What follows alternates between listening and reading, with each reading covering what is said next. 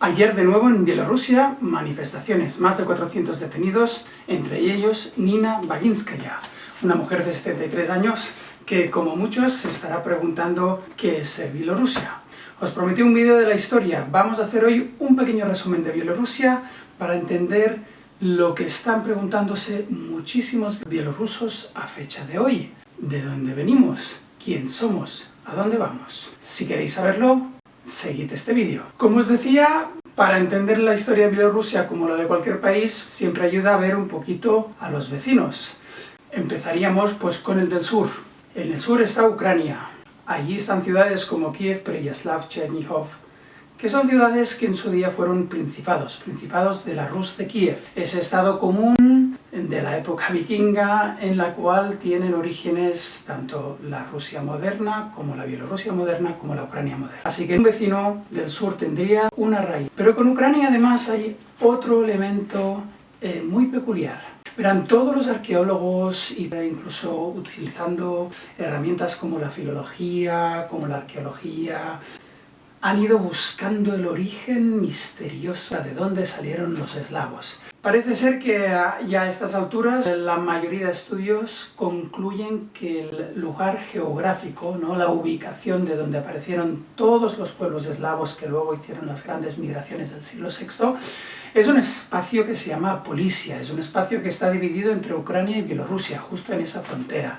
Es interesante tenerlo en cuenta porque podemos decir que los bielorrusos con los ucranianos comparten ser habitantes de uno de los territorios con más antigua presencia eslava continua. Dicho esto, pasaríamos, fast forward, al siguiente episodio. Nos iríamos al norte. Algunos que conozcan la historia de Rusia recordarán que hubo la invasión mongola, se destruyó Kiev, y la mayoría de los principados de la Rus fueron ocupados por los mongoles. Pues bien, en el norte se encontraban los lituanos. Eran paganos, eran unos pueblos bálticos aguerridos, que aprovecharon el vacío de poder para reconquistar o conquistar lo que es la actual Bielorrusia. Obviamente los bielorrusos, viendo lo que se venía del este con los mongoles, pues seguramente les recibieron con los brazos bastante abiertos. Así que nos encontramos que desde más o menos 1230 hasta la Revolución Francesa, los bielorrusos tienen una historia íntimamente ligada con los lituanos. De hecho, el estado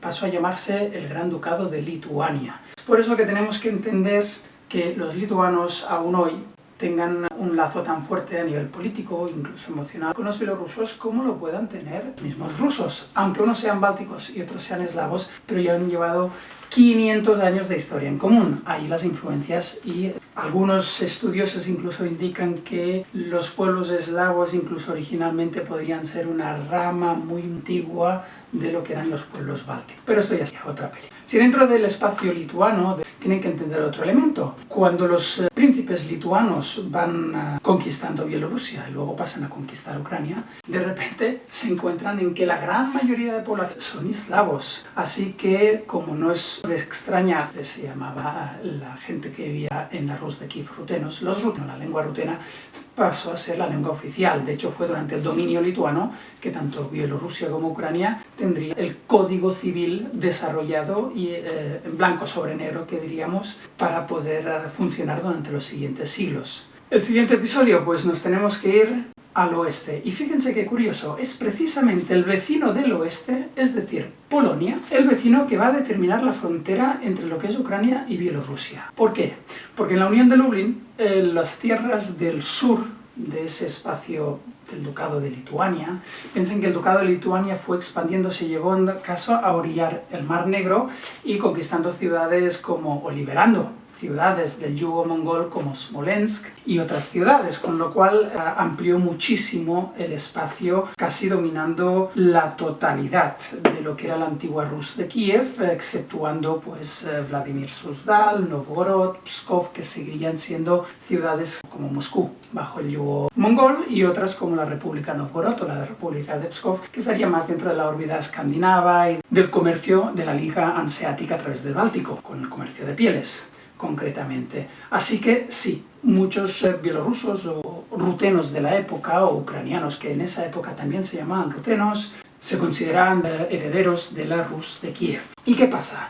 Un señor, Iván el Terrible conquista Kazán y con la conquista de Astracán termina empujando a todas las tribus nómadas de la antigua Horda de Oro hacia el sur, hacia la zona de Crimea, tiene un espacio de inestabilidad. Los lituanos buscan la protección uniéndose a la rica Polonia y los polacos en el acuerdo deciden quedarse a las tierras de la estepa ucraniana que podían ser pues una extensión de Polonia, con lo cual lo que es la Ucrania moderna queda anexada a Polonia, lo que es la Bielorrusia moderna a grandes trazos permanece en el ámbito del ducado de Lituano. Con esto llegamos al tercer y último capítulo. Obviamente podríamos pasar a través de la contrarreforma, cómo se va introduciendo una élite católica polaca o una élite bielorrusa polnificada y convertida al catolicismo en el espacio bielorruso, una fuerte presencia urbana de artesanos judíos, de las que ya hemos hablado en un anterior vídeo. Y luego nos encontramos que en los tres famosos repartos de Polonia, empezarían en 1772 hasta continuar en la época revolucionaria francesa, concretamente para 1793, no solo el rey de Francia, Luis XVI, perdió la cabeza, sino que además Bielorrusia queda totalmente bajo dominio ruso.